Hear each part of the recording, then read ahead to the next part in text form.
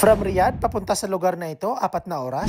Ito ang tinatawag nilang Judas Cave. At sa mga oras na to, on the way na kami kung saan kami mag-meet up. 10:30 pala yung pinag-uusapan namin kung saan kami magkikita. 10:45, umalis na kami ng Riyadh papuntang Al Hufuf. At dahil meron kaming stopover, kumain lang din kami dito sa McDonald's. At ang in-order ko dito, Macarabia. Walang cheese, walang onion, walang kamatis. Hindi ko alam kung bakit. Hindi naman ako nag-request. Hindi ko na binalik, nagutom na kasi ako eh. At take note, kung magbayad man kayo ng cash, kung saan man kayo pumunta, lagi niyong bibilangan yung sukli. After 4 hours, nakarating na rin kami dito sa Land of Civilization or mas kilala ang Judas Cave. Pag sinearch nyo naman ito sa Google, kilala itong Al-Kara Mountain. Bago kayo makapasok dito sa Judas Cave na ito, may babayaran kayong 50 SR plus 750 na baht. At ang total na mababayaran mo dito, 57.50. Pagpasok nyo naman sa loob, ito yung entrance. Araw pa rin ng linggo ito, day off ko. At madami ring tao pala ngayong araw. Kasama ko pala dito sina Donald Ponce, aka Kadondon, Kabodol Des, Mami Sal, Kusinerong Lakwachero Vlog, Ate Mariel and friends. At kasama din pala namin dito Chef Dines. Sa loob ng Judas Cave, kung gusto niyo magpa-picture, merong photographer dito. Talagang 25 SR, 45 SR, 65 SR. Makakuha ka na ng magandang shot. Katulad lamang na naka-flash sa screen na ito.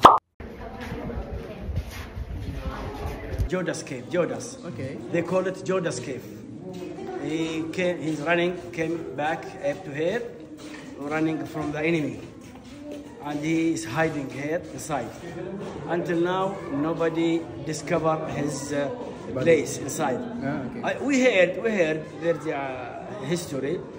Inside this mountain, there is grass and spring water, sweet water, somewhere here.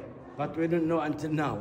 Maybe they are still discovering this habit. So you believe that Judas came here to... I heard it. I heard this in the story, and in many books.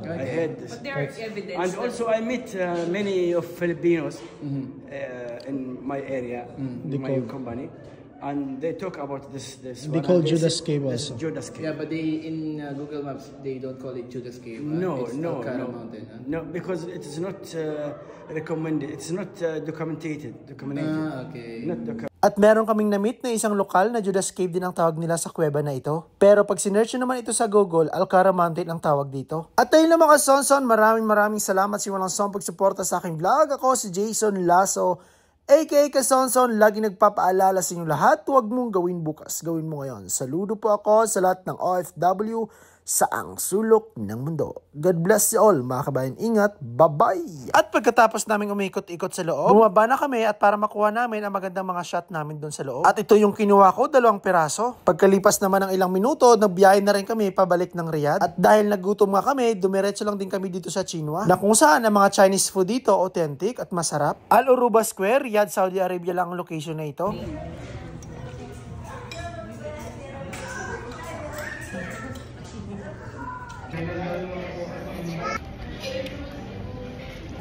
Oh. Sino nagluto nito? Yung staff.